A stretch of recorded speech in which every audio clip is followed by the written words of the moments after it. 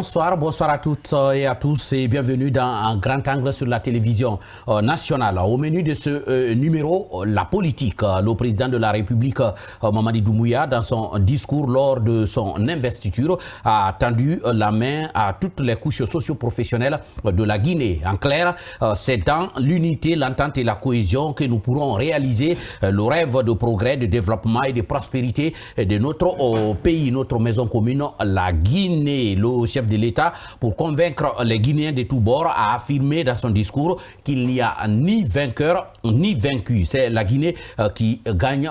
Donc, quelle perception ont les acteurs politiques de cet appel du président Mamadi Doumbouya? Comment voit-il la reconduction de M. Amadou Riba à la primature? Quelles sont leurs attentes de la future équipe gouvernementale que le Premier ministre Amadou Riba est en train de minutieusement mettre en place? Pour répondre à ces questions, Grand Angle a invité Diabati Doré. Il est le président du RDR. Il sera sur ce plateau dans la deuxième partie de l'émission. Dans notre focus, nous reviendrons sur la future équipe gouvernementale que les Guinéens attendent à Conakry, à l'intérieur du pays. Les commentaires et les rumeurs les plus folles vont bon train. Dans ce numéro de Grand Angle, nous essaierons de décliner quelques-unes de ces attentes des populations avec nos chroniqueurs déjà bien installés sur ce plateau. Marie-Angélique Bangoura Sourire, bonsoir et bienvenue. Bonsoir David, bonsoir à nos chers téléspectateurs, bonsoir aux présidents des délégations spéciales ou encore chefs de quartier. Et je les interpelle de balayer un peu. Après le déguerpissement, il ne faut pas attendre le ministère. Le ministère où, si tu veux, les structures qui sont chargées de faire le déguerpissement le font et laissent un tas d'ordures aux abords des routes. Donc, il faut les aider à travers, si tu veux, le groupement des femmes qui peuvent balayer. En effet, oui, je sais. Marie, est-ce que cet appel a besoin d'être lancé ici? Ce sont eux qui ont crié Non, ils ont demandé à ce qu'on leur donne l'assainissement des communes. Ils ont dit que ce n'est pas le gouvernement qui doit le faire. Que l'affaire d'assainissement, ça doit être à la base. C'est les communes, on leur a donné ça. Et vous leur demandez à quoi d'assainissement? Non, mais attends. Mais attends, un simple balai Alpha, non. On ne leur a pas donné les moyens. Ce qu'on voit déjà... Non, Marianne, on ne leur a pas donné les moyens. Pas suffisamment. Vous n'avez pas entendu parler de 20 milliards ici. Oui, mais ils n'ont pas que ça à faire. Ils n'ont pas que ça à faire. Mais ils n'ont qu'à nous faire au moins. Au déguerpissement, ils n'ont qu'à nous faire au moins. C'est vraiment une synergie. Oui. Donc, je pense que ça fait plus d'une semaine. Les tas de gravats qui sont là, ceux qui sont venus casser, donc on ne parle pas des gravats, on parle d'assainissement. Non, vous parlez des déguerpis, de tout ce qui a été cassé. Bien sûr, mais il y a des ordures. Il y a des ordures. Je ne parle pas des gravats. Il y a quelque part où on a démoli, si tu veux, des bâtiments et autres. Mais je parle des ordures qui sont entassées aux abords. Tu vas voir, même, je pense que tous les jours, Kibaro passe un petit extrait en langue et on ne voit que des ordures. C'est très vilain de montrer ça à la télé. Mais bien avant le déguerpissement, il y avait des ordures. Là, ça, tu ne vas pas dire le contraire, Alpha. Ou bien, c'était propre? On se bat pour que ça soit propre. Il a tout un des arguments. Mamadou Ali Moussoari, bonsoir. Bonsoir à vous, David. Bonsoir aux téléspectateurs et bonsoir à Mamadou Saliouba. J'adresse un bonsoir exceptionnel à Mamadou Saliou parce que... Qui est à votre gauche. Oui, depuis hier, il y a en tout cas un communiqué de la haute autorité de la communication que moi personnellement je n'ai pas compris. Ce communiqué stipule qu'une opération de recensement des radios privées avec itinéraire bien défini pour inventorier tous les médias privés à travers le pays. Je n'ai pas compris parce qu'il y a une direction nationale qui est chargée en tout cas de ce qui est des radios privées. Et aujourd'hui, je ne sais pas si la haute autorité de la communication... Attention, hein. Oui. Oui. On est en train de filer tout droit vers le mur. D'accord. Je ne sais pas aujourd'hui s'il y a un conflit de compétences ou s'il y a des prérogatives qui relèvent de cette haute autorité de la communication afin d'inventorier, ou bien est-ce qu'il y a d'autres médias clandestins, parce qu'on connaît, ça n'a pas fait plus d'une semaine que la HAC a sanctionné deux médias qui se trouvent dans une localité aussi enclavée que Touba. Pour moi... Alors ma question, Ali, c'est la démarche de la HAC que vous ne comprenez pas ou bien c'est le communiqué vous n'avez pas Non, il ne comprend pas que la HAC fasse son travail, c'est tout. Je ne comprends pas. C'est aussi simple que ça. La HAC engage une opération de recensement des journalistes. Non, ce pas des journalistes, des médias. Okay. Alors que nous avons une direction nationale qui est mieux placée pour le faire. D'accord. Non mais quand même. On n'a même pas besoin de dépasser ça. Bonsoir. Bonsoir. Et déjà parce que lui il commence avant mon petit bonsoir. Voilà. Je voudrais quand même dire que ils sont là tous les soirs à dire que telle structure ne fait pas son travail, telle direction ne fait pas son travail, tel ministère ne fait pas son travail. Oui. Dès que vous commencez à faire votre boulot, on dit non, c'est à tel autre de le faire. Votre boulot. Oui, mais voilà, c'est ça. Comment tu peux contrôler quelqu'un dont tu ne connais même pas l'existence, dont tu n'as pas la certitude de sa légalité ou non, de son cahier de charges. Mais ça ne relève pas de la priorité de la HAC de légaliser, parce que c'est pas la HAC. Non, vous n'avez pas compris. Vous savez, moi je ne peux pas vous laisser aller sur quelque chose que vous ne connaissez pas. Vous savez comment on crée un média? Attendez, vous savez comment on crée un média? Il y a le ministère de l'Information et de la Communication, l'ancien ministère de l'Information et de la Communication. Il y a l'ARPT, il y a la HAC.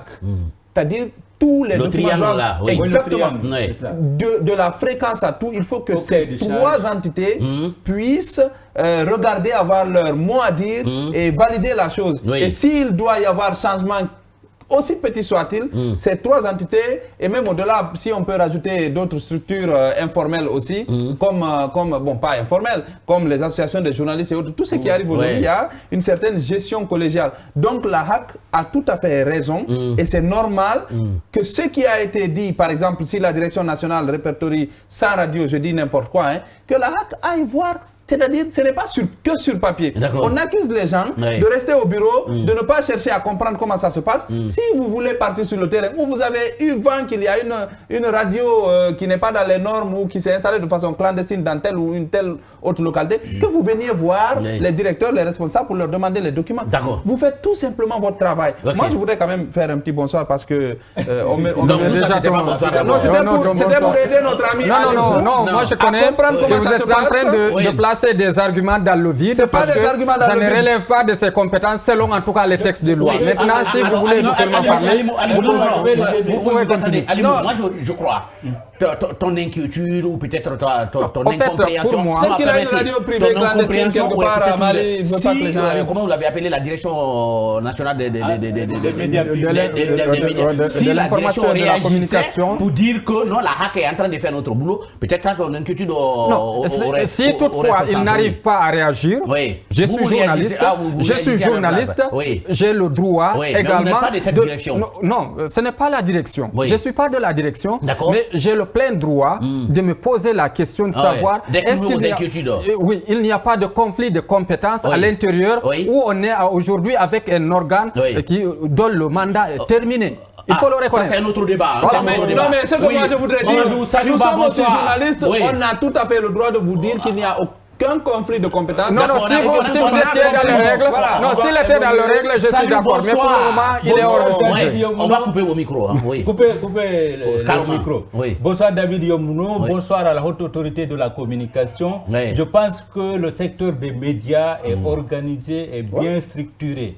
Comme Alpha l'a dit, il y a 3 services qui encadrent le secteur des médias. C'est notamment le ministère de l'Information qui a la charge de donner les cahiers de charges, excusez la tautologie.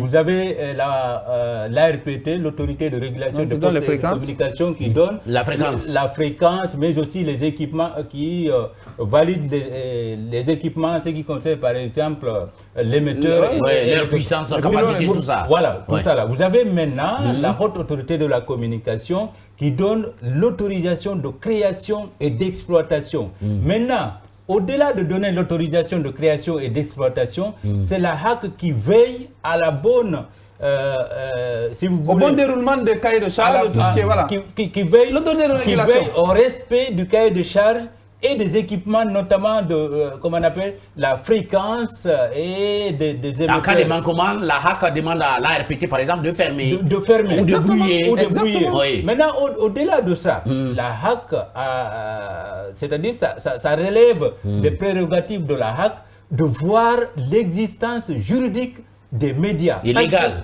Est légal, parce qu'il y a des médias qui n'ont pas de cahier de charge, il y a des médias qui importent des équipements qui ne sont pas homologués, adaptés, oui, tout à fait. sont pas homologués par la haute autorité de la communication. Également, il y a des médias fantômes à l'intérieur du pays qui se sont implantés sans aucun papier, également qui recrutent n'importe comment. On prend soit des enseignants, soit des élèves qui exploitent des médias. On n'a aucune idée sur leur grille de programmes.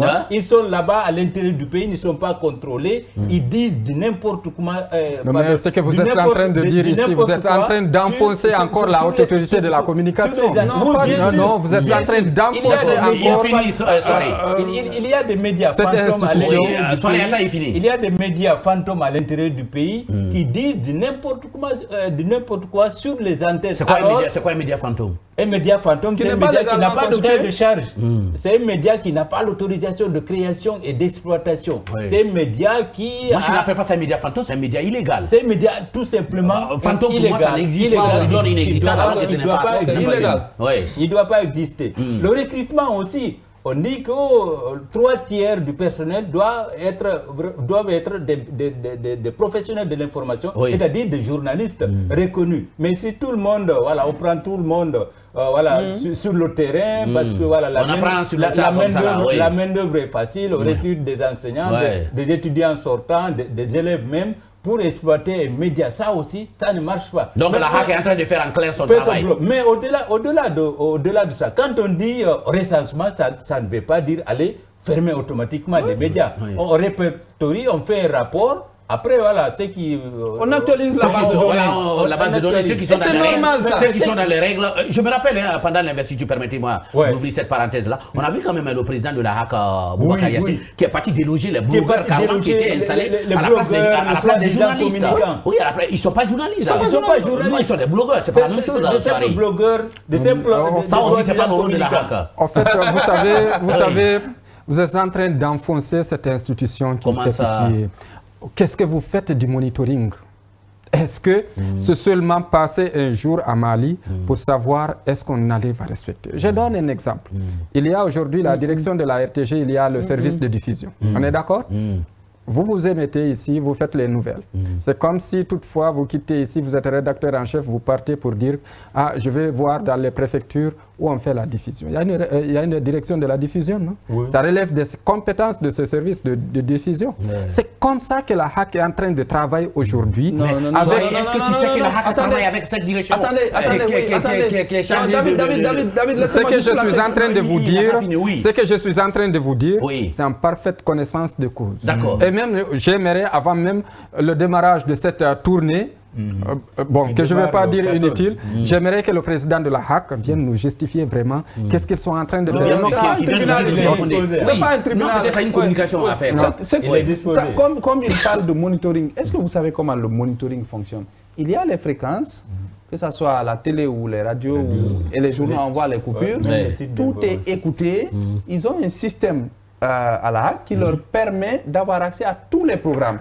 Donc aujourd'hui, quand il y a une émission qui est incriminée ou... et maintenant que nous sommes en train de débattre de ça, actuellement, c'est enregistré quelque part. Tant qu'il n'y a pas de problème, ça va passer. Dès qu'il y a un problème, ils savent exactement où chercher pour écouter tout ce qui a été dit. Et c'est comme ça que ça se passe. Donc le monitoring, il est systématique.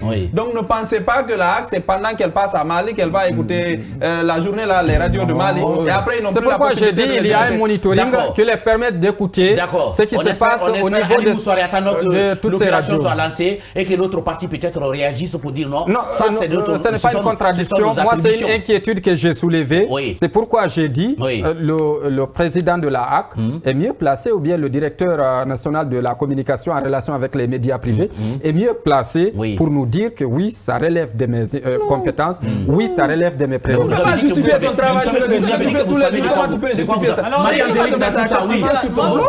Oui, Marie-Angélique, comment vous voyez tout ça? Moi, je pense que la HAC a raison ou non?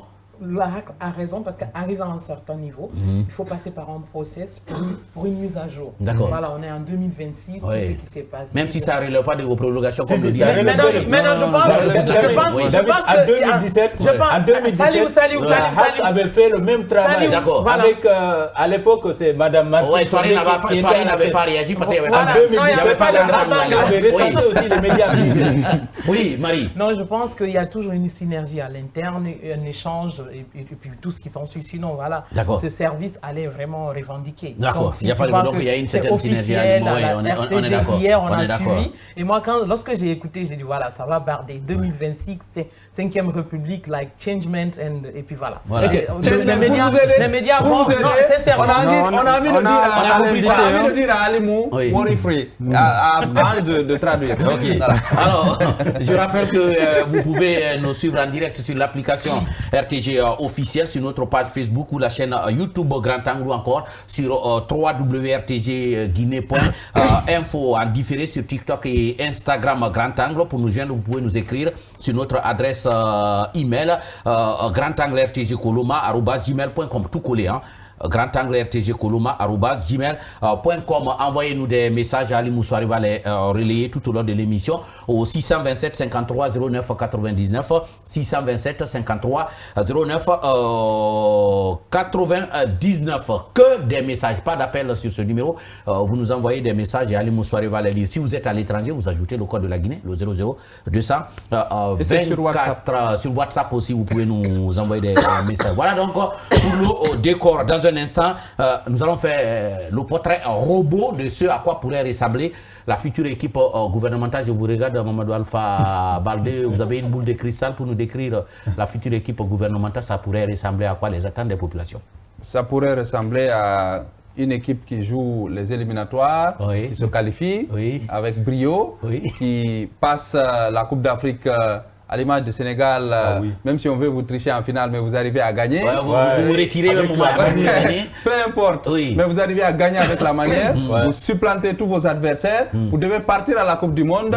Il y a une partie de gens qui sont fâchés ou qui n'aiment pas vos victoires éclatantes, qui veulent absolument qu'on change l'entraîneur, qu'on change le défenseur central, qu'on change le milieu créatif. Vous pensez à une équipe costaude? Moi, je pense à ce qu'il y ait peut-être, comme vous savez, on ne peut pas reconduire, même du fait qu'on a réduit un peu le nombre de ministères, on ne peut plus reconduire tout le monde. Ça, c'est évident. Et dans cette équipe, il y en a... le départ absolument, il y en a qui ont été moins bons que d'autres, il y en a qui se sont affirmés, comme on le disait. En tout cas, l'heure du bilan a permis de... Exactement, à chacun d'expliquer un peu ce qu'il a pu faire. Parce que moi, à mon avis, quand un premier responsable d'un ministère vient te parler de rééquipement du ministère, d'achat de véhicules, pour moi, c'est normal ça. Il faut aller au-delà. Donc, il y en a qui ont pu réaliser de grandes choses, mais il y en a qui sont restés quand même à des... L'équipement du ministère, achat des véhicules, c'est dans le fonctionnement principal. Mais moi, quand j'entends souvent ça... Oui, justement, quand j'entends des premiers responsables, achat d'ordinateurs et tout ce qui s'ensuit, ou de formation, nombre de formations, mais j'ai envie de dire que ça, c'est dans la vie normale d'un département. Donc, il faudrait bien qu'on aille un peu plus loin. Et dans l'émission, c'était clairement dit qu'il faut parler, du budget alloué au département, des actions que vous avez menées à partir de ce budget et de l'impact de ces actions-là sur la population à la base. Vous savez, par exemple, sur les questions de budget, je pense que c'est un très bon paramètre à utiliser pour évaluer. Pour comprendre, pour évaluer, pour comprendre l'efficacité dans le fonctionnement d'un ministère. Vous pouvez voir des départements, on est au dernier trimestre de l'année, ils sont à peine à 41%, même pas 50% du taux de décaissement du budget national qui vous a été alloué. Si vous n'arrivez pas à maîtriser les circuits au niveau national, comment vous pouvez décrocher des montants? Ça veut dire que vous n'êtes pas suffisamment imaginatif. C'est des gens à remercier. Oui, c'est déjà à remercier. Salut, portrait robot, l'équipe, ça pourrait ressembler à quoi? Bon, moi je m'attends à des ministres, à des technocrates, pas à des ministres vraiment politiques. Parce que là, le président, il a été élu avec un bon score, donc il n'a pas à faire de la politique. Il n'y a pas de récompense comme on l'avait fait en 2010 ici. Il n'y a pas de récompense, il n'a pas de pression, il a besoin de... Il n'a de contrat à rendre à personne, sauf à la population guinéenne. Tout à fait. Donc il a besoin des hommes capables, des bons technocrates qui peuvent l'aider à satisfaire la population qui lui a donné un mandat. Donc on n'a pas besoin de ministres politiques. Mais ça a un préalable. Ça a un préalable. Ce que ça nous dit, ça a un préalable. Excusez de le préalable, c'est quoi? Le préalable, c'est que tant qu'on ne va pas renforcer cette équipe dite de la GMD, en faire une vraie machine politique avec des hommes. Attendez, avec des hommes. La GMD, ce n'est pas un parti politique. Il n'y a pas un bureau politique. Non, c'est pas un parti. Il y avait quand même un directoire. Il n'y a pas de fédéral là-bas. J'ai parlé de machine. Je n'ai pas dit parti politique. J'ai dit cette machine politique. C'est une machine politique, quoi qu'on dise. C'est une machine. Non, c'est une machine politique. Il n'y a pas cette structure. Non, c'est la politique. Quand vous allez battre campagne, quand vous partez battre campagne, que vous soyez ministre ou autre chose, c'est vrai qu'il y a des élections qui arrivent. Mais pensons moins politique, pensons plus développement. Non, laissez-moi juste terminer. Laissez-moi juste terminer. Vous allez comprendre qu'on est pratiquement sur la même ligne. Le gouvernement doit être... On a eu des gouvernements politiques ici. On a passé 5 ans en train de faire des calculs politiques. Les ministres peuvent être politiques, c'est normal. C'est tout à fait normal. Les ministres d'ailleurs, ils sont politiques. Mais il ne faut pas qu'ils soient exclusivement politiques. Non, politique, mais pas la politique politicienne. Aujourd'hui, les ministres ont démissionné, l'administration continue. C'est pour dire que les ministres, ne vous focalisez pas sur la tête des ministres. Pour moi, le vrai travail...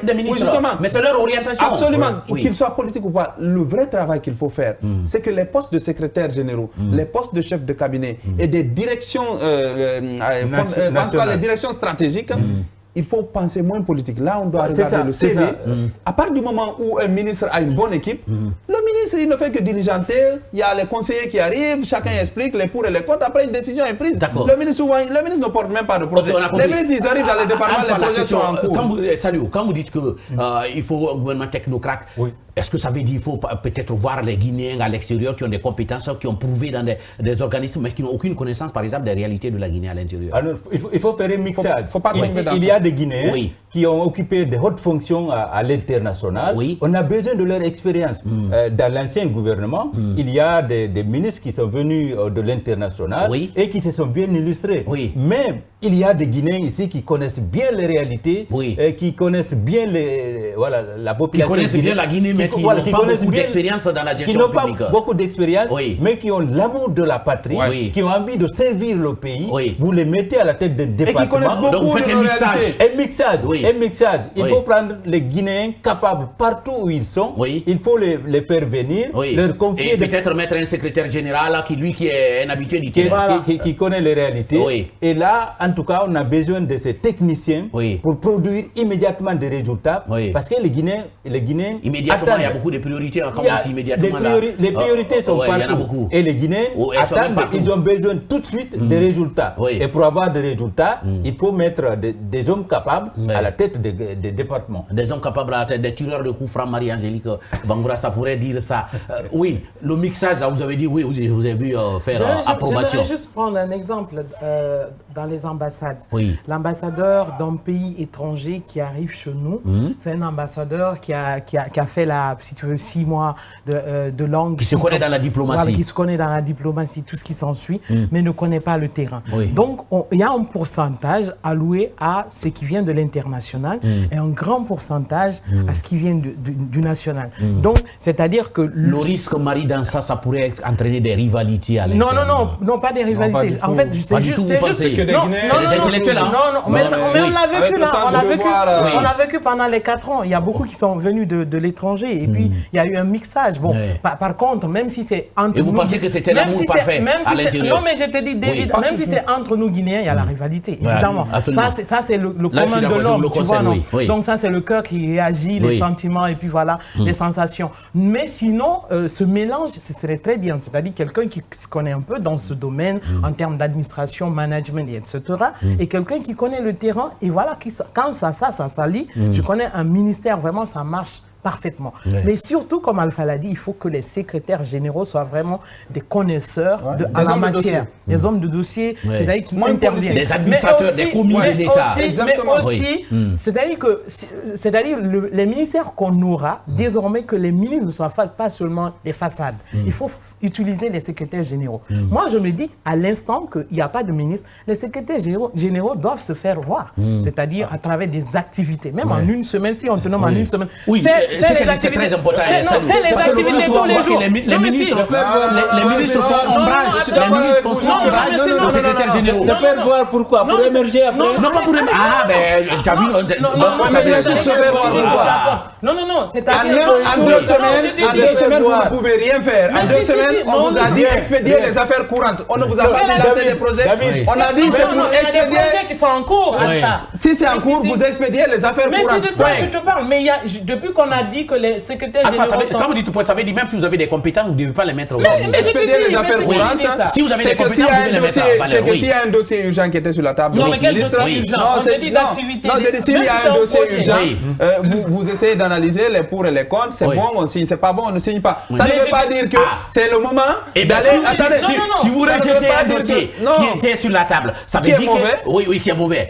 Ça veut dire que vous avez réfléchi. Vous avez expédié les affaires courantes. Mais on ne vous demande pas d'être à l'initiative. Il y a des secrétaires généraux qui attendent qu'on nomme encore des ministres. On dit, peut-être ça, il a 1 semaine ou 2 semaines. Mais je te jure, ils sont là, bras croisés, ils font rien. Non, mais c'est pas le travail. Si vous êtes là, bras croisés, on vous met dehors. Non, mais ça n'est pas de signer. Non. Signer, c'est très facile. Non, expédier les affaires courantes, c'est expédier les affaires courantes. Vraiment, ne cherchez pas à nous mélanger dans Non, c'est trop facile de dire ça comme oui, Marie-Angélique. Ça ne veut pas dire qu'il faut aller à Zéro Corée, lancer un projet agricole ou dire que bon, on va aménager. Même quand il y a besoin.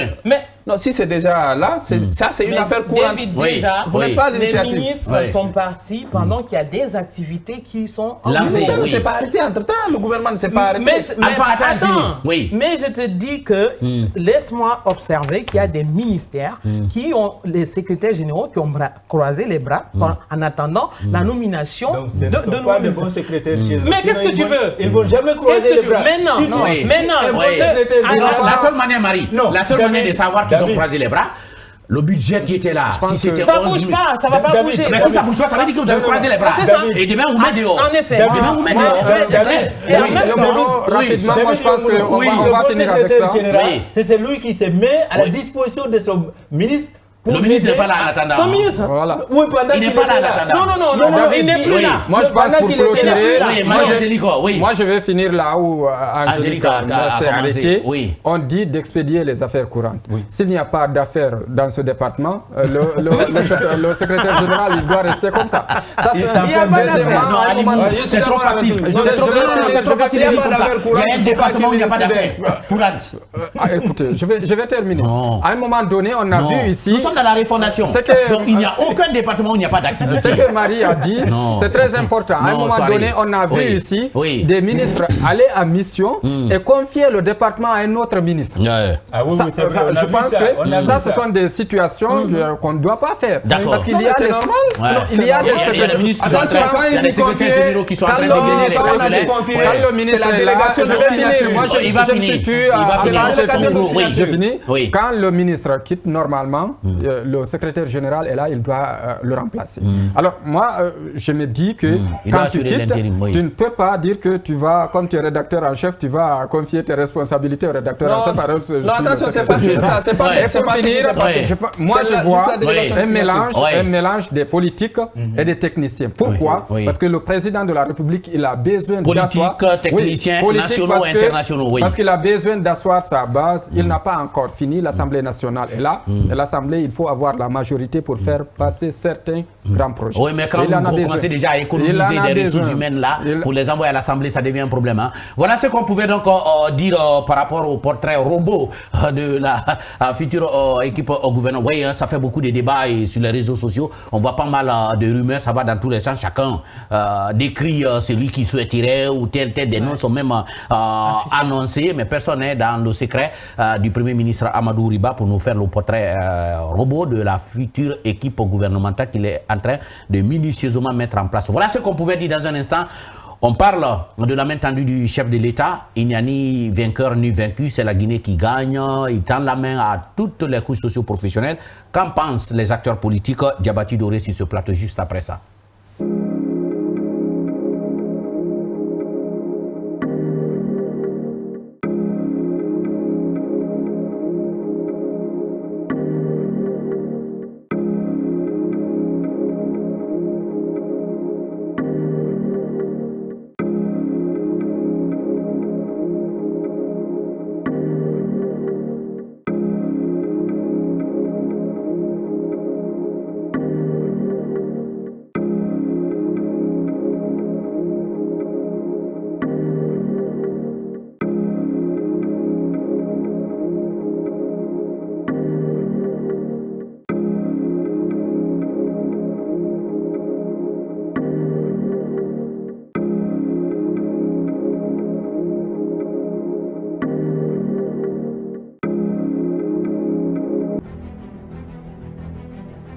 Face à l'invité.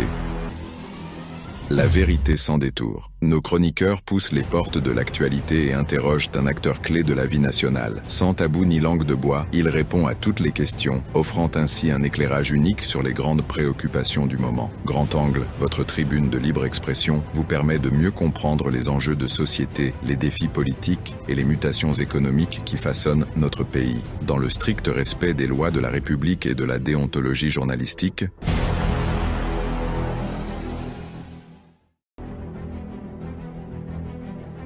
face à l'invité. La vérité sans détour. Nos chroniqueurs poussent les portes de l'actualité et interrogent un acteur clé de la vie nationale. Sans tabou ni langue de bois, il répond à toutes les questions, offrant ainsi un éclairage unique sur les grandes préoccupations du moment. Grand Angle, votre tribune de libre expression, vous permet de mieux comprendre les enjeux de société, les défis politiques et les mutations économiques qui façonnent notre pays. Dans le strict respect des lois de la République et de la déontologie journalistique,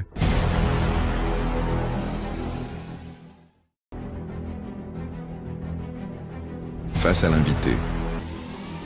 La vérité sans détour. Nos chroniqueurs poussent les portes de l'actualité et interrogent un acteur clé de la vie nationale. Sans tabou ni langue de bois, il répond à toutes les questions, offrant ainsi un éclairage unique sur les grandes préoccupations du moment. Grand Angle, votre tribune de libre expression, vous permet de mieux comprendre les enjeux de société, les défis politiques.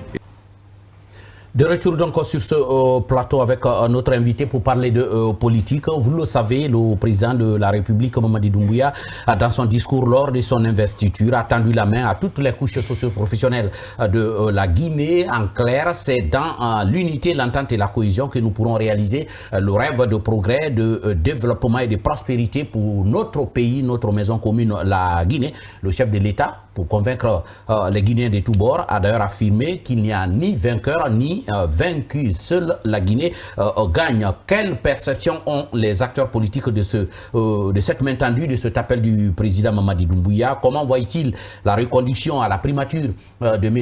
Amadou Ouriba? Pour répondre à ces questions, Grand Angle a invité Diabaty Doré. Il est le président du RDR. Monsieur Doré, bonsoir et bienvenue sur notre plateau.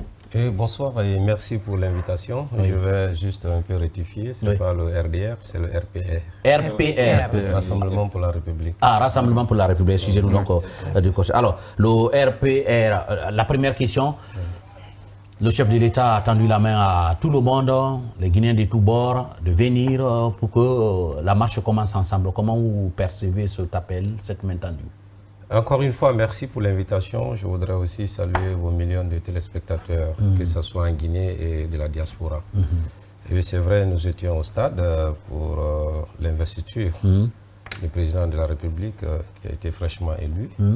Et nous avons aussi suivi le discours, un discours qui rassemble vraiment les Guinéens.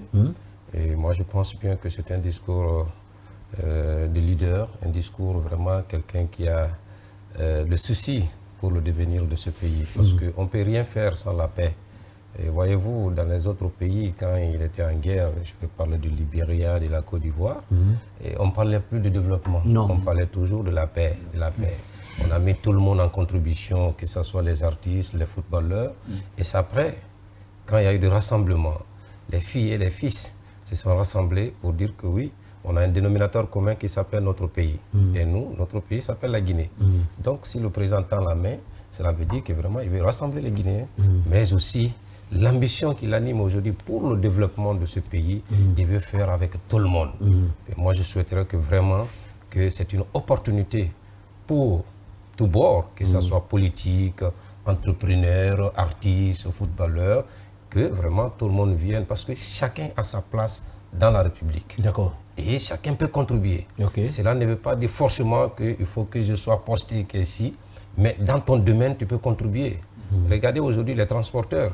Ils ne sont pas dans le gouvernement, mais quand même, du fait que les gens se déplacent pour aller travailler et ils transportent les gens, le soir encore ils les ramènent, déjà ils sont en train de contribuer. Parce que sans le transport, aujourd'hui, si on dit qu'il n'y a pas de voiture dans la ville de Conakry, comment? Parce que tout le monde n'a pas de voiture. Comment les gens vont se déplacer? Il y aura une paralysie. Et donc, c'est pour vous dire encore une fois que la main tendue du président, ça doit toucher le dernier Guinéen qui se trouve dans mon village là-bas à Moussadou ou bien à Bola. D'accord. Donc, c'est pour dire que tu sois cultivateur, que tu sois transporteur, que tu sois politique, venez ensemble pour qu'on construise notre pays. Parce que c'est tellement riche, mais pourquoi on n'avance pas? D'accord. Monsieur Doré, que direz-vous ou qu'est-ce que vous pensez de ceux qui disent oui, le président a tendu la main, il a lancé l'appel, on est d'accord, mais il y a des préalables, il pense notamment à la libération par exemple de certains dignitaires de l'ancien régime qui sont aujourd'hui devant les tribunaux. Oui, vous savez, un pays aussi... Ils disent que si le président veut vraiment qu'on accepte son appel, qu'on vienne à son appel, il faut y mettre des conditions. Qu'est-ce que vous pensez de ces conditions? C'est normal de mettre des conditions parce qu'on n'a pas les mêmes problèmes et on n'a pas les mêmes regards aussi par rapport à tout ce qui se passe dans le pays. Ceux qui disent aujourd'hui que pour venir autour de la table, il faut la libération des prisonniers, mais il faut que se pose la question. Si on veut construire un pays normal, un pays où ils font bon vivre, je crois qu'il faut respecter la loi. Et aujourd'hui, il faut laisser la justice faire son travail. Je crois que ce que l'exécutif doit faire, c'est d'amener à la justice au moins d'accélérer un peu le jugement. Et que tout le monde voie, bon, s'il était fautif quelque part, qu'on le condamne. Mais s'il s'agit aujourd'hui que vraiment de libérer les gens comme ça alors que le jugement n'a pas été fait, je crois que demain encore, c'est nous-mêmes qui allons dire « Ah, voilà, l'État là, il est très faible et il a pris les gens, après il les a libérés, cela veut dire tout ce qu'on disait. » Donc, c'est de laisser la justice faire son travail et maintenant, on verra maintenant si le président, parce qu'il a un pouvoir discrétionnel qu'on appelle décret ou grâce présidentielle, il peut les gracier. Mais moi, j'aurais voulu en tant qu'homme politique ou en tant que républicain, qui est le jugement, et qu'après vraiment qu'on peut les gracier ou les libérer. Alors, Monsieur Doré, vous avez été l'un des tout premiers à rejoindre la mouvance présidentielle avant même l'élection. Vous étiez du côté de l'ANAD. Dites-moi, qu'est-ce qui vous a motivé à un tel choix?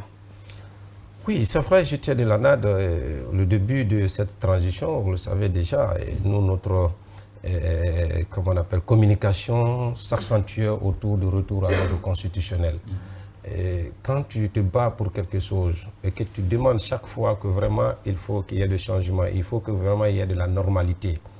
Et si on voit que l'État, le CNRD, qui a pris le pouvoir le 5 septembre, est sur la voie, et voyez-vous, donc il était important pour moi de dire, écoutez, je fais la politique pour mon pays. Je ne fais pas la politique parce que je veux faire la politique. J'ai étudié pour ça.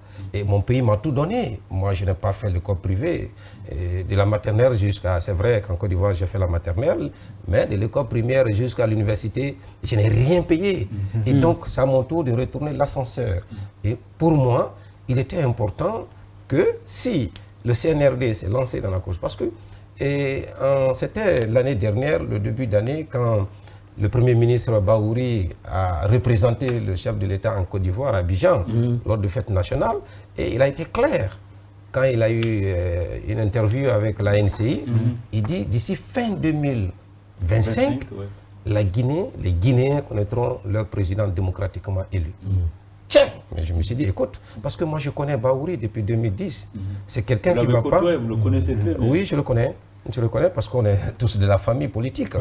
Et donc, c'est quelqu'un, il ne va pas s'enjarder, c'est un homme d'État, un homme politique. d'avancer quelque chose s'il n'a pas la certitude. Et tout ce qu'il a dit pendant cette transition, je crois qu'au moins les 95% ont été réalisés. Et moi, j'ai dit à les amis disent « Ah non, ça ne va pas se faire, ça ne va pas se faire. » Il dit seulement parce que vraiment les gens acceptent le CNRD. J'ai dit non. J'ai dit, connaissant l'homme qui s'appelle Bahouri, je crois que les Guinéens auront au journaux, comme on appelle, en décembre. Vous avez été séduit par le discours. Oui, parce que c'est ça, moi, mon objectif. Parce que moi, je voudrais que vraiment que les institutions de la République soient en place. Vous savez, quand un pays est en transition, c'est vrai, il y a des développements. Mais le développement tant entendu par le peuple ne peut pas venir tant qu'il n'y a pas un gouvernement normal. Avec la transition, il y a avec les institutions. Il y a des incertitudes. Aujourd'hui, c'est vrai, nous sommes en transition. La transition n'est pas encore finie. On a un président démocratiquement élu. Mais ça reste encore. Il y a les élections législatives, il y a les élections communales, sénatoriales. Donc c'est après tout ça là que les investisseurs vont venir. Tout à fait. Moi, je voyage beaucoup, je connais des gens qui sont intéressés par la Guinée, mais ils disent chaque fois que non, qu'il faut attendre qu'après les élections. Parce que on va pas, en économie, je suis économiste de formation à la base, mais on dit que l'argent n'aime pas le bruit. Et l'argent a peur du feu. Et les gens se disent que non, on ne peut pas venir en Guinée tant qu'il n'y a pas. Et moi, je salue le gouvernement Bahouri, je salue le président de la République d'avoir le courage vraiment pour organiser cette élection. Et c'est pour dire encore une fois que tous les acteurs, qu'il faut les saluer, parce que les élections, la campagne, ça s'est passé vraiment dans la règle de l'art. Il n'y a pas eu des injures dans le calme. Je crois que vraiment, nous avons besoin de ça. Le pays a besoin de ça aujourd'hui. Ok. Oui, justement, vous me tendez la perche. Quelle lecture faites-vous du déroulement de cette élection qui a été reconnue par toutes les institutions et du retour progressif de la Guinée dans les grandes instances internationales? Comment vous voyez tout ça? Oui, mais en tant qu'acteur politique. En tant qu'acteur politique, il faut mettre l'actif à ce gouvernement de M. Bahouri. L'acte 1, parce que nous partons maintenant à l'acte 2, et aussi encore le leadership du président de la République, parce que son bilan est élogieux. C'est pour cela que nous avons adhéré aussi vraiment à l'accompagner pour que vraiment l'ambition qui l'anime aujourd'hui. Et j'ai toujours eu la chance de voyager en tant que diplomate. Et quand tu vois dans les petits pays comme le Bénin, le Togo, quand tu vois le boulevard, les routes, mais tu te dis, mais écoute. Petit sur le papier, la géographie. Parce qu'au Bénin, quand tu visites Cotonou, tu es séduit. J'étais là-bas tout récemment en tant que conférencier sur l'immigration clandestine. Mais je me suis dit, mais attends. Que faisons-nous? Regarde le petit pays. Ils ont quoi comme richesse? Mais la Guinée, Dieu nous a tout donné. Mais qu'est-ce que nous attendons? Qu'est-ce que nous attendons pour le développement? Mais si vous prenez le bilan de 4 années du pouvoir de Mamadi, nous devons dire Alhamdulillah. Parce qu'il y a des villes aujourd'hui, depuis l'indépendance, qui n'ont jamais connu le goudron. Je vais parler de Beila chez moi. Donc c'était l'avancée majeure. Il y a quelqu'un de Mali qui est ici. Il y a Tougué. Ils sont nombreux sur ce plateau, ils n'avaient jamais vu. Tu comprends? Il y a Youmou, la route. Pendant la campagne, c'est une première fois de voir en Guinée. Moi, j'ai vu ça. J'étais à Zérékoré. Mais il y a eu le décès du papa du directeur de Sugipa, et qu'on était au village. Mais avant que le Premier ministre n'arrive pour la pose de la première pierre pour le bitumage, mais les machines étaient là déjà à commencer. J'ai dit, mais ça n'a jamais existé en Guinée. Donc c'est des choses qu'il faut encourager. Si tu aimes ton pays, si tu aimes le développement, je crois que si on pose un acte, même tu es politique, ou tu es de l'opposition, il faut saluer quand c'est positif. C'est extrêmement important dans un pays. D'accord. Salut. Oui, vous parliez du Premier ministre Bahouri. Le président lui a renouvelé sa confiance. À votre avis, qu'est-ce qui a plaidé en faveur de Bahouri pour son retour à la primature? Pour son retour à la primature. Oui, il y a beaucoup de choses, parce que quand je prends, parce que Bahouri, la transition, on a eu 4 ans de transition, et à la tête du palais de la Colombe, il y a eu 3 premiers ministres. Il y a eu M. Biabogui, il y a eu M. Goumou et M. Bahouri. Bahouri a fait au moins 1 an et 10 mois.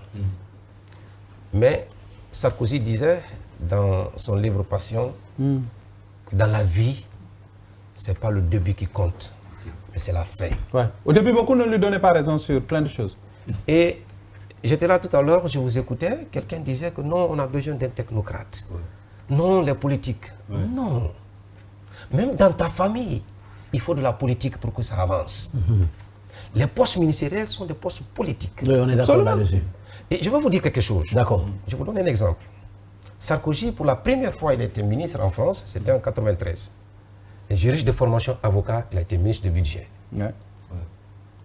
Et de là-bas, il est venu à l'intérieur. Laurent Fabius, qui a été Premier ministre, il a été ministre du budget. Après, il a été ministre de l'Industrie. Premier ministre. Mais ce n'est pas des technocrates. C'est des gens qui ont fait l'ENA.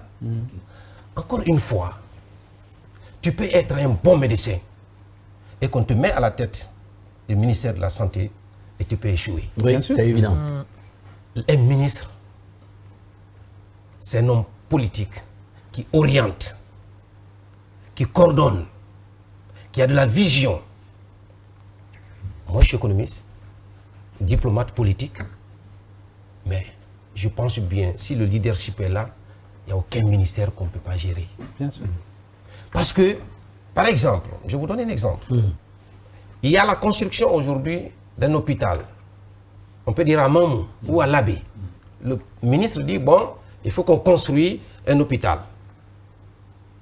Mais il a donné son point de vue et ce qu'il veut pour cette population. Mais ce n'est pas lui qui fait le travail. C'est les techniciens. Le ministère, c'est les techniciens. Comment construire? Le coût, c'est les techniciens qui élaborent ce projet. Mais l'orientation, c'est le ministre qui donne. Donc, je m'inscris en faux quand les gens disent qu'il faut un technocrate. On peut prendre un médecin pour être un ministre de l'économie et des finances. Il suffit seulement qu'il soit rigoureux. Il suffit seulement qu'il ait ses yeux partout pour contrôler. Parce que le leadership, c'est extrêmement important. D'accord. Et ce n'est pas très facile aussi de gérer. Mais ce n'est pas forcé de dire je suis juriste, il faut forcément que je sois ministre de la Justice. Il n'y a pas un diplôme pour être ministre. Non, c'est des postes politiques, mais il faut avoir un leadership clair, éclairé, pour orienter les choses et pour que le développement... Pour être à la tête d'un département ministériel. Ali, on avait oublié tout à l'heure les téléspectateurs, on va les prendre avant de continuer avec Maria. Ok. Bonsoir Imam Ismaël Sidibé, émission très importante, merci à vous. Bonsoir, c'est Lancine Traoré qui nous a envoyé ce message. Grand angle ainsi que membre référentiel, en effet, le thème du jour est très important. Le thème, ok, lui, il pense que nous sommes toujours avec les logements sociaux. Bonsoir. Je pense qu'on n'est pas dans le moment de campagne ou bien il veut un poste ministériel. Le message, non, c'est pour Boubacar Yassine, hein, c'est pas vous. Bonsoir Moussa Kamara, je vous écoute depuis Afia, l'émission est très intéressante. Ordonnez l'émission, merci à vous. Bonsoir les meilleurs, je vous exhorte de laisser la curiosité, je n'ai pas compris, les démarches de la HAC. Il faut que les gens s'appliquent en écrivant. Ok, ouais. Bonsoir, c'est Paul Traoré, l'enfant de Makabou Zérékoré. Je tiens à saluer le président Mamadi Doumbouya et son équipe. Pardonnez-moi, Mamadou Alpha Balti et Mamadou Saliouba. Il faut être un peu responsable quand même. Alors, bonsoir mes chers journalistes, c'est Declan Rice depuis Bomboli. Je confirme ce que Grand Alpha a dit, merci à toi. Bonsoir la famille, c'est Djibril Demba Kamara, je vous suis depuis Maferea. Bonne chance au nouveau gouvernement. Bonsoir, c'est Mané Wouri depuis Sangaredi. Avec le nouveau gouvernement, il y a 3 ministères qu'on doit... ce ne sont pas les ministres qu'on doit changer, messieurs. On vous a dit bonsoir, Grand Angle, Diabati Doré, merci à vous. Qu'on connaissait pendant le régime d'Alpha et le début de la transition. Ce n'est pas ce même Diabati Doré qui s'exprime aujourd'hui dans votre émission, c'est Abou Midou. On ne vous reconnaît plus, M. Doré. C'est pas son jumeau quand même. Oui, je crois que jusqu'à présent, je m'excuse, hein, la plupart de nos compatriotes n'arrivent pas à comprendre qu'est-ce que c'est que la politique. Et j'ai écrit un livre, c'est sortir Le chemin des convictions. Il y a quelques jours, je fais un post, il y a quelqu'un qui disait en bas là-bas que où est ta conviction? Mais il n'a rien compris. Pour eux, quand tu es de l'opposition, c'est-à-dire tu es né là-bas, tu dois grandir là-bas et tu dois mourir là-bas. Il faut être jusqu'au boutiste. Mais il faut être fou. Il faut être fou de ne pas changer. Ça me rappelle des chansons de Alpha Blondy. Est-ce que vous comprenez? Que seuls, je m'excuse, que seuls les imbéciles ne changent pas. Tout change, tout évolue. On fait de la politique pour que ça change. Mais quand tu vois ce changement en train de s'opérer, mais tu t'alignes. Mais où est le mal dans ça? Mais qui est né opposant? Qui est né mouvance? Non, personne. Mais attends, que tu sois de l'opposition ou de la mouvance, mais chacun d'entre nous... On cherche un idéal pour le pays. On s'est retrouvé guinéen, on va mourir guinéen. Mais tout le monde dit aujourd'hui de la Guinée. On veut que la Guinée soit comme la Côte d'Ivoire, Sénégal, comme Paris. Mais si tu vois un leadership qui est sur ce chemin, mais si tu aimes ton pays, mais quand même, il faut l'accompagner. Il faut se rallier. Le chemin de conviction, c'est pour dire au monsieur que je ne fais pas la politique politicienne pour dire si ce n'est pas moi, c'est moi. D'accord. J'ai écrit le livre Chemin de conviction. J'ai eu la passion de la politique depuis à 17 ans. Je suis en train de suivre mon chemin. D'accord. Mais le chemin ne veut pas dire qu'il faut rester toujours dans les critiques, il faut rester toujours dans les dénonciations. Non. Je veux travailler pour mon pays. Je suis né pour mon pays. Bref, vous êtes réaliste. Je suis réaliste. Quand ça marche, et c'est normal. Quand si ça marche, ça ne marche pas. Même au temps d'Alpha Condé, quand il posait des actes, mais j'appréciais. Et ce qui n'était pas appréciable, je n'apprécie pas. Et c'est normal. Marie-Angélique. Voilà. Alors, je pense que vous l'avez dit tantôt, au début, c'était pas facile que les gens, si vous voulez, les citoyens, la population croient au trajet du CNRD. Et après, jusqu'au bout, maintenant, après 4 ans, il y a eu un changement. Et vous avez côtoyé une des personnes clés du CNRD, qui est Baouri, qui était là et qui a été reconduit. Est-ce que cet espoir est encore, c'est-à-dire palpable, ou on doit encore toujours espérer pour les 7 prochaines années, pour dire que tout ce qu'il y avait comme doute doit être mis dans le tiroir? Et maintenant, c'est l'espoir qui doit être construit. Oui, madame, vous savez, M. Baouri, il a un leadership vraiment très éclairé. Et j'ai dit souvent qu'on ne change pas une équipe qui gagne. J'ai dit tout à l'heure aussi que c'est vrai qu'on a eu un président démocratiquement élu, mais cela ne veut pas dire que la transition est finie. Et moi, je remercie le président de la République d'avoir reconduit Baouri parce que encore le travail n'est pas fini. Mais le travail qui a été fait, cela veut dire que ça a été positif. C'est pour cela qu'il y a les reconductions. Et la semaine passée encore, on a vu en Côte d'Ivoire, M. Ouattara a reconduit encore Wegremambé. Donc cela veut dire que si tu as un Premier ministre qui travaille, qui produit des résultats, il faut le laisser pour continuer. Et si hier, quelques populations n'adhéraient pas à la cause du CNRD ou du gouvernement, mais vu les résultats qui se produisent aujourd'hui, mais regarde la route là. Tout récemment, moi j'ai un ami qui venait de quitter, la nuit on est sorti, on est venu, il dit ah bon? Et il avait quitté, ça faisait au moins 15 ans. L'aéroport jusqu'à Kipé. À Kipé, on est parti à Radisson. Et les 7 prochaines années? Mais les 7 prochaines années, je crois que vraiment, il faut garder l'espoir. Il faut garder la même dynamique. Il faut garder la même dynamique. Et moi, je sais aujourd'hui, le leadership éclairé de M. le Président de la République, il a toujours dit que sa main ne va pas trembler. Et j'ai confiance en lui, je crois que sa main ne tremblera pas. Parce que on a vu réellement avec la mise en place de la CRIEF aujourd'hui que même si hier il n'y a pas zéro corruption, c'est dissuasif quand même, mais quand même aujourd'hui, les Guinéens se disent avant de prendre, on réfléchit pas deux fois. Parce que si tu te retrouves de l'autre côté, et donc, non, c'est bon, parce que c'est dissuasif. Depuis tout ce temps-là, la Guinée avait un problème de leadership. C'est comme un père de famille. Quand toi tu mets une loi, tu dis 19h30 doit trouver tout le monde parce qu'on doit prier ensemble. Et à chaque fois, toi tu viens à 21h, 23h. Un jour, ton fils va te demander, mais papa, attends là. La loi, toi qui nous dis de faire ça, là, toi tu es où? Alors, tu viens quand? Donc, tu Monsieur Doré, oui? Après la reconduction du Premier ministre Baouri, je pense que vous faites partie également des premiers politiciens à être reçus par le Premier ministre. Est-ce que c'est une consultation ou bien c'est une visite d'amitié? Bon, non, c'est pas... Il est sacré avec vous.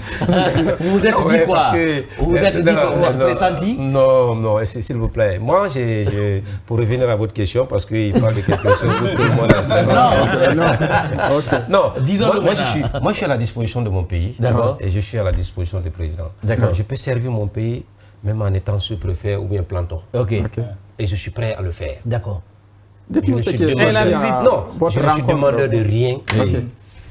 C'est un frère, c'est un compagnon de lutte, c'est un ami qui a été nommé. Nous sommes en Afrique, la courtoisie voudrait vraiment de lui rendre visite, de lui souhaiter bonne chance pour la mission qui lui a été confiée encore par le président de la République.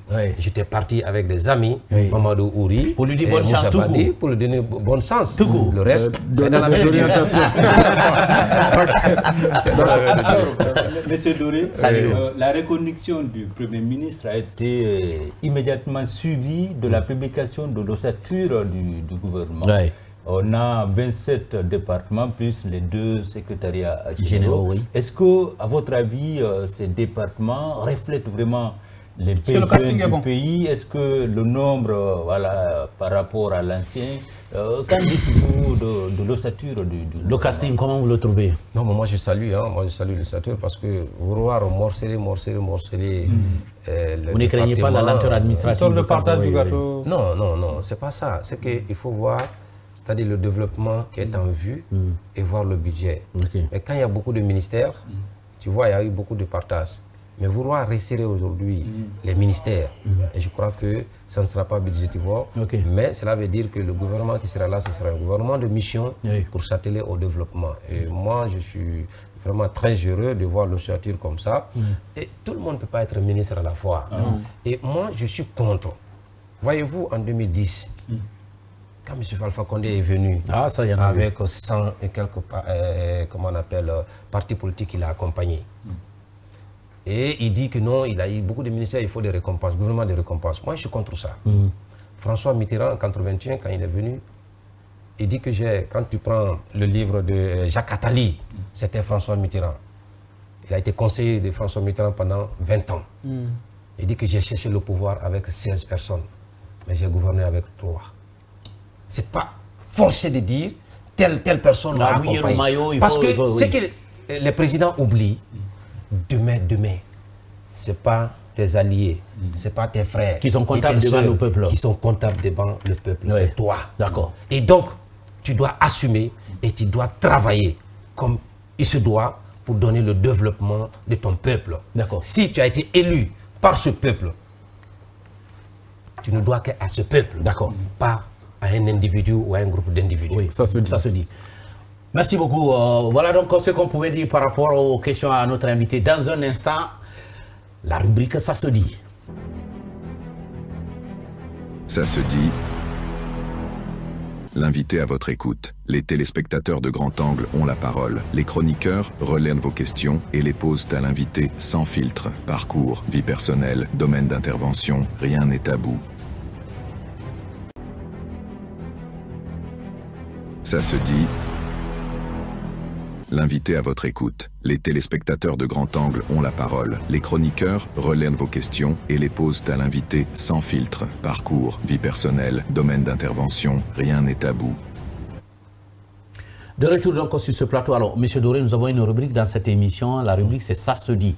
Avant votre arrivée ici, nous avons interrogé certains Guinéens qui ont posé des questions ou qui ont donné leur point de vue sur ce que vous menez comme activité, sur ce que vous faites comme leader politique.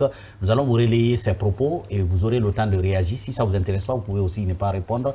C'est la rubrique Ça se dit. Mais avant, on va prendre la réaction de 2 téléspectateurs. 2 téléspectateurs, bonsoir à le Grand Angle. Dites à M. Doré que nous sommes de cœur avec lui car il rêve du développement de ce pays qui est ma Guinée, c'est Condé Adama Kourechi. Il nous a envoyé ce message également. Bonsoir, c'est Madi V.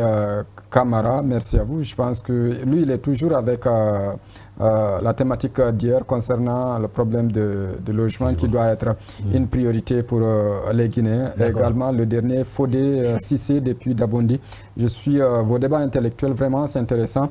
Je remercie le président pour la reconduction du Premier ministre Baouri. Premier ministre Baouri. Salut, ça se dit que... Oui, M. Doré, vous étiez membre de l'ANAD, même vice-président de l'ANAD, très actif au sein de l'ANAD. Mais ça se dit que votre départ, depuis votre départ de l'ANAD, les rapports se sont brusquement interrompus avec tous les membres de l'ANAD, votre grande famille, l'ANAD. Les rapports se sont interrompus de façon brusque. Ça se dit comme ça. Qui vous avez dit ça? C'est ce qui s'est dit. Oui, les téléspectateurs, ça se dit. Oh là là. Il y a des coups de fil? Pardon? Il y a des coups de fil avec les mais écoutez, vous savez, je suis issu d'une famille très modeste. j'ai reçu une bonne éducation. C'est la famille biologique. Biologique. Et une fois qu'il y a connaissance entre moi et quelqu'un, vous savez, on peut avoir des idéologies différentes. Peut-être aujourd'hui, on était en politique. Mais socialement, non. Ça continue? Non. Okay. C'est la vie, ça n'a rien à voir. D'accord. Ça n'a rien à voir. D'accord. Il y a des coups de fil, il y a des fréquentations. Ils sont tous mes amis, mes frères. D'accord. On a eu des années en collaboration. Mais pour le moment, on n'a pas les mêmes peut-être visions. On a compris ça. Pour le pays. Oui. Donc la vie continue. La vie continue. Hein? Alpha, ça se dit que?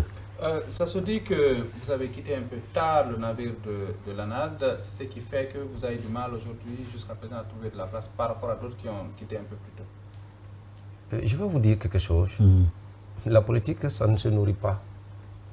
Ce n'est pas ma vie. Je travaille. D'accord. Je suis consultant en diplomatie et en gouvernance démocratique. Ok. Je travaille pour un cabinet Aquila Consulting à Lomé. D'accord. Je suis membre du réseau des leaders africains. Oui. Aujourd'hui, je devais être à Yaoundé, une conférence. Mais ça a été reporté pour le week-end. Ok. C'est pour vous dire encore une fois que je ne suis pas venu dans la politique pour dire que je cherche de la place. Ok.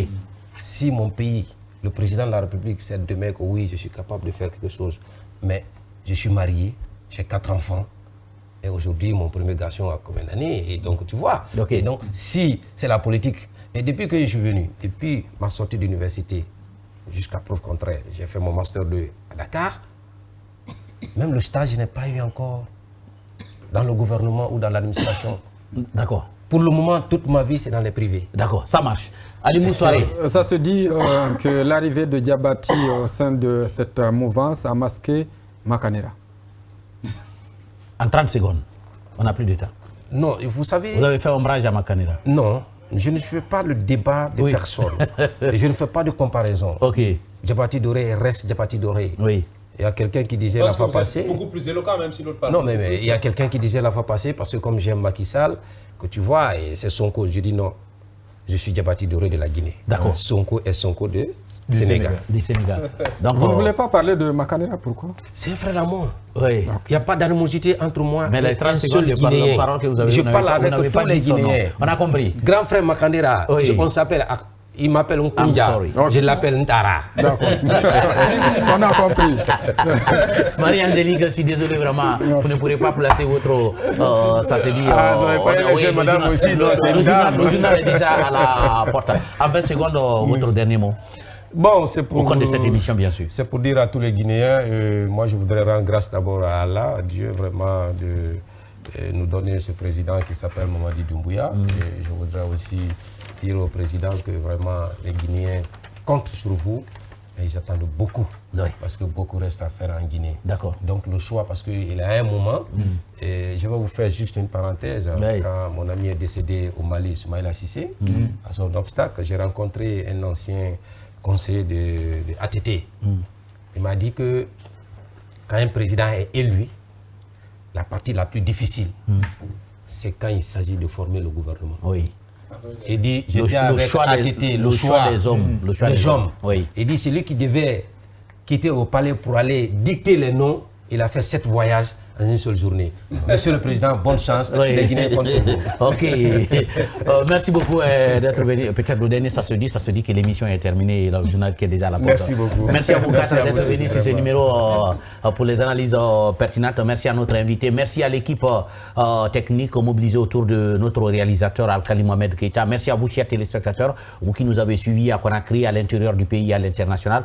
Merci de votre fidélité à Grand Angle. Demain, on revient avec un autre acteur de la vie sociopolitique et économique de notre pays pour parler des sujets de notre pays. Portez-vous bien en compagnie des programmes de la télévision nationale. Ciao.